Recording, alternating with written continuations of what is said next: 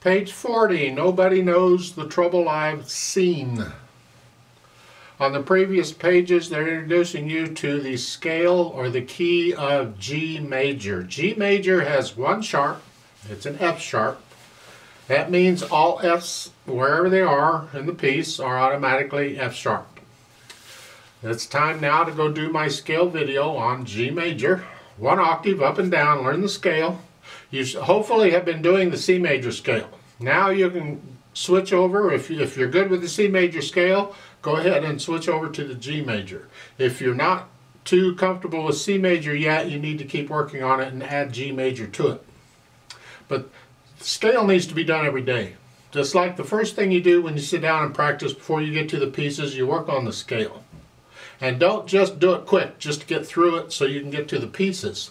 Actually focus on it and work on the scale. For this piece, 4/4 time, right hand first. This rhythm, see they give you some rhythm exercises at the top and they look ugly. Ugh. You can do those if you want, but I want to talk about the piece, the rhythm in the piece. Of course the rhythm in the exercises is the same as the rhythm in the piece. I just like to use the music itself. At the beginning, 1 and 2 and. 1 and, right there. So it's just the short note comes first. 1 and 2 and. So this is what it's syncopated like, because you would think it would be 1 and. That would be more like what we would expect it, or maybe something, but we get that, and it throws the rhythm off. So the point is, I need you to be able to figure the rhythm out yourself before I or somebody else shows it to you. This is a well-known melody, so you probably already know the melody, so the rhythm will come to you. Just make sure though that the rhythm you're playing is actually the rhythm in this arrangement. Sometimes they change the rhythm a little bit in the arrangements. So let's make sure we got what's here. 1 and 2 and 3. You got to bring the third finger out. So again, 1 and 2 and 3 and 4 and 3, 4. I don't like using the same finger on repeated notes. This is a slow piece, so we can get away with it. If they want to do that, that's fine. I won't get into it. Let's just focus on the rhythm right now. 1 and 2. Now on the third measure over, you can use fourth finger on the G here, because we're going back down. We don't need the B, is what I'm saying. This is here. And then the second line starts out the same as the first. Third finger on the G. I would recommend for the half note B here, third finger on that. So that measure is 1 and 2 and 3 and 4. This way you're in position for here. Otherwise you got to come up and use it again. That's kind of dangerous. Prefer not to do it if we don't have to, and we don't have to. So put third finger on that one and then come up. 2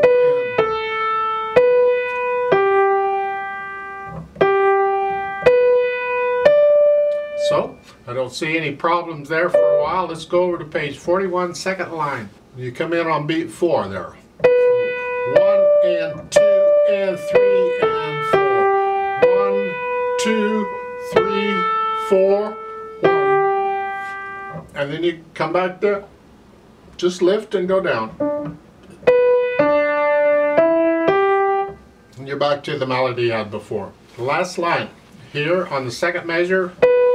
Again, I recommend third finger on the half note. So you're in position for the little finger coming up. Left hand is here. Then the 4 chord.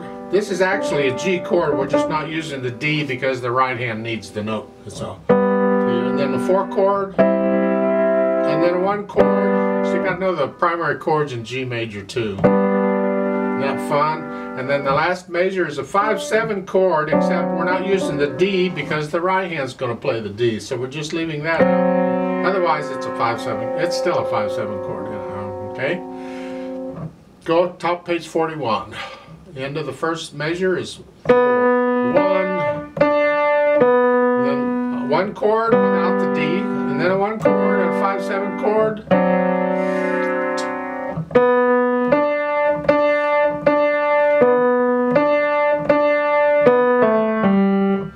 Just got these chords. Remember, all F's are sharped automatically. 4 chord, 1 chord, 18. Put the hands together, huh? 1 and 2. See, this is why we didn't play the full G chord in the left hand, because the right hand's 1, 2, 3. Now we can play it. It's a little bit tricky, and this is an arrangement, obviously, and it's not real pianistic. I have problems with these kinds of arrangements. They got the theory in there, and that kind of screws up the arrangement a little bit. Oh. Right here in the first measure, here. They were kind enough not to have you try and play a D here, because you're going to use it here. The problem is, when you go from here to here, from the E to the G, you got to get off the E a little early. You can't connect them, because the left hand needs that note. It's part of the 4 chord. So it's, see, I had to get off of it so the left hand can have that. And that, in my opinion, is just poor piano arranging. There's other ways that could be done, but that's what they've done. So the pedal will help us out here. Just know that you got to get off that E. You cannot connect those. So that's the way it is.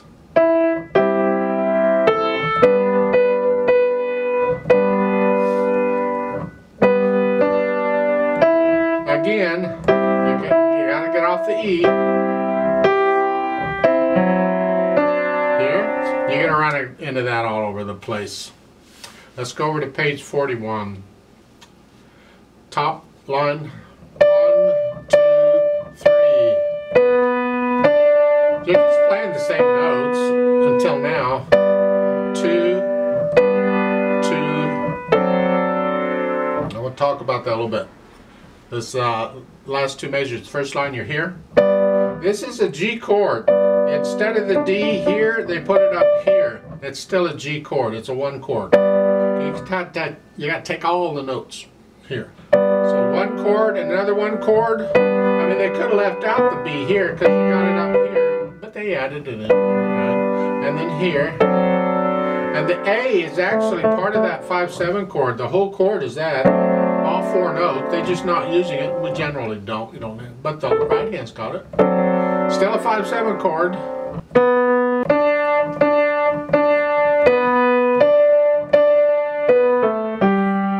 And then here, 5/7 chord. Now a 4 chord. Hold the G down. And now we're back to what we were doing before.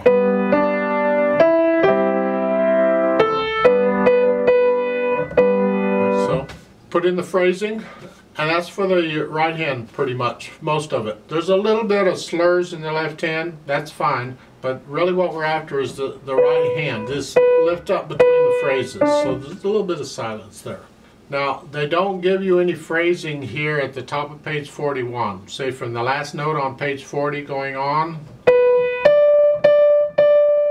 That is a phrase, they just put it in. You got repeated notes, you can't really connect those.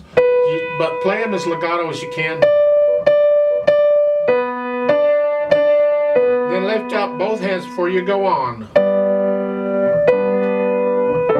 And same thing again, play a legato.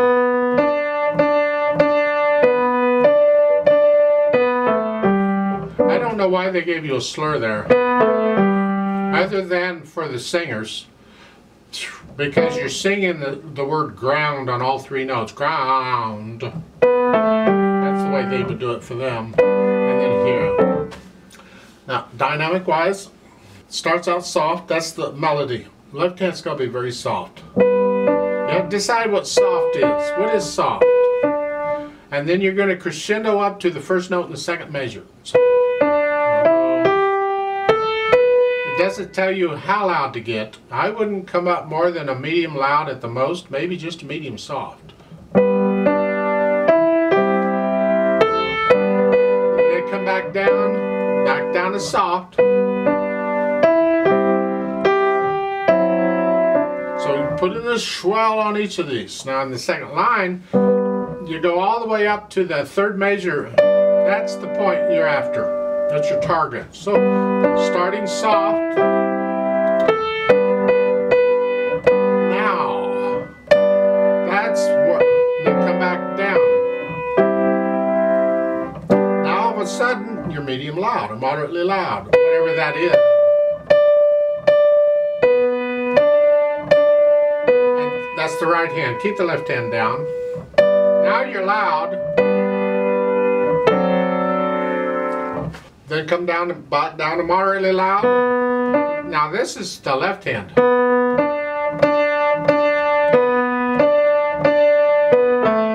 Now you're soft, and this is the right hand. The left hand has to be very soft.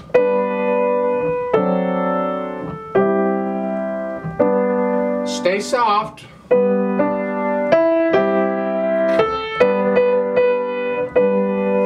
Put in these swells. The idea is to get to know the piece well enough so you're not thinking about rhythms and fingering and notes and all that, and you start feeling the music. Well, we need to add the pedal to help connect all this together, and it'll help us to feel the music too. And it's overlapping pedal. We're just pretty much overlapping everything, but I'd like to hear the phrasing, so let's check that. I'm going to push the notes down first and then the pedal, and then each time I change the pedal with that little arrow, it'll be after I play the notes. So the pedal overlaps the hands just a little bit. So at the beginning, it's hands first and then pedal. Then change it here, after the note. Here, I'd like to hear some silence. So we have a phrase. If you prefer not to, go ahead and just overlap it. So again, at the beginning,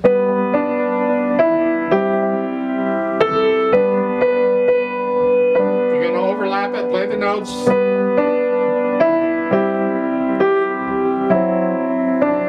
Here, I don't like catching both of these together. So I would suggest you not push the pedal down until after you play the D. There. So the last two measures of the first line is that.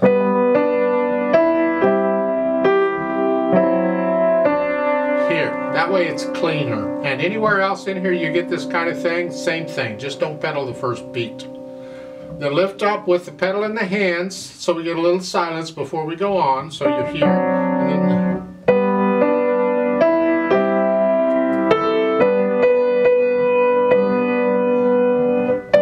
And I like to hear the phrasing, so I lift the pedal up with the hands at each phrase so there's silence. If you prefer overlapping throughout, that's up to you. It's an interpretive thing. Now, also on measure 1, if you don't want both of these, because the pedal will catch it all. You got all of that. You could wait and not pedal until you play the D. Here. So it's a little cleaner.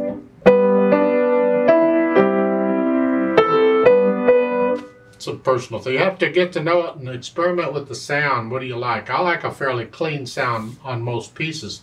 On some pieces, it's the atmosphere of the piece to make it all foggy and misty.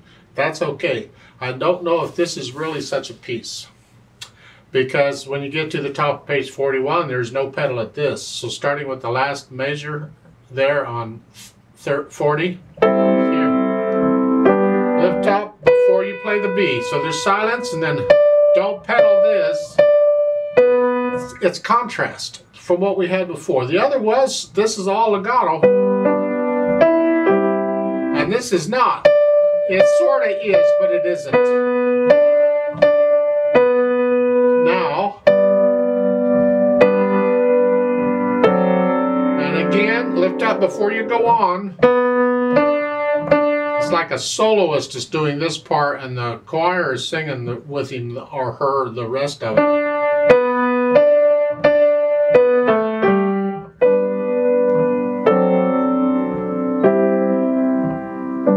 I'd lift up at the end of the second line so we get some silence between the phrases.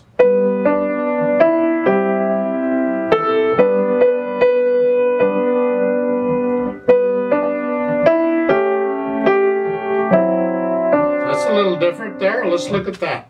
Third line down, last two measures on page 41. Here, so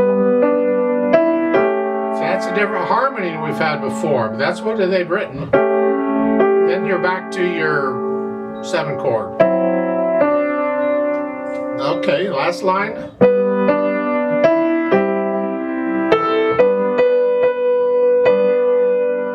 Here you can go ahead and connect all this. Pedal each of these, and then at the end the hands and the pedal come up together. It's my opinion on the pedal. Pedaling is a personal thing. What's in the book is a suggestion. What I'm saying is a suggestion. If you have a teacher, it's usually more than a suggestion. You just do what they're telling you to do. But otherwise, you experiment with the sound and decide what you like. If you don't mind it all run together, then pedal it exactly the way they're doing it. But if you want a little cleaner sound, then adjust the pedals accordingly. Just don't pedal the first 8th note. That cleans a little.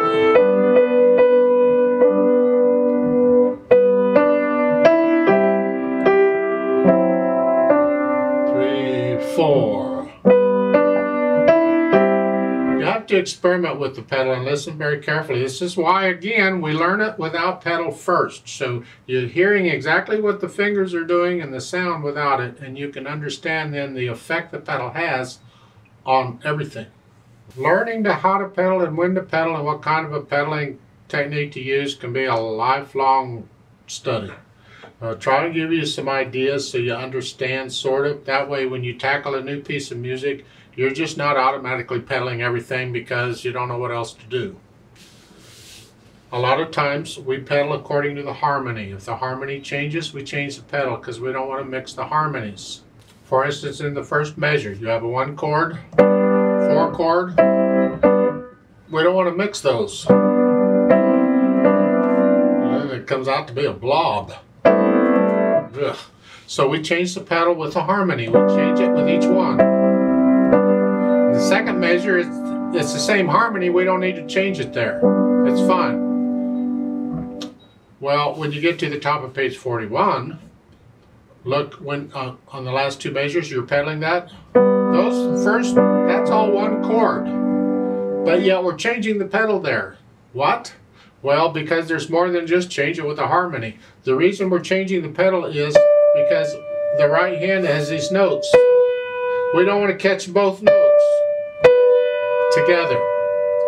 So we have to change the pedal because of what the melody is doing. So sometimes we change the pedal because of what the melody is doing. Here. Keeps it clean. Keeps that melody clean. So there's different reasons for changing pedal. These are a couple of them. I'll give you more as we progress through the book. But think about that kind of thing.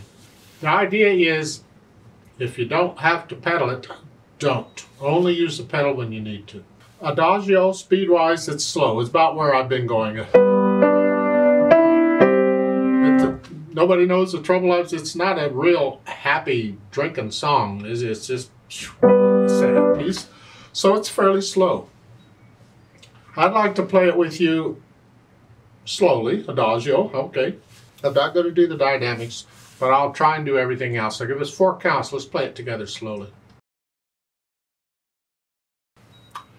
1, 2, ready and go, and 2.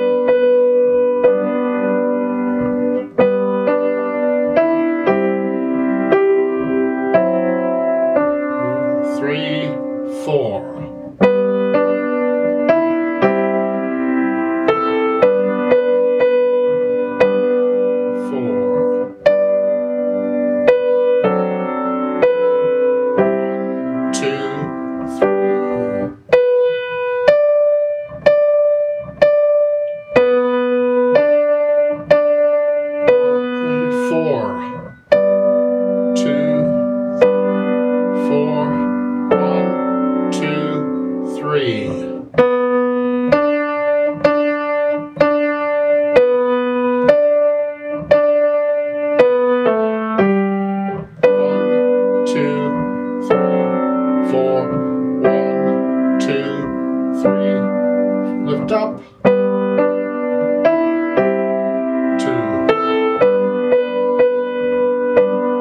4,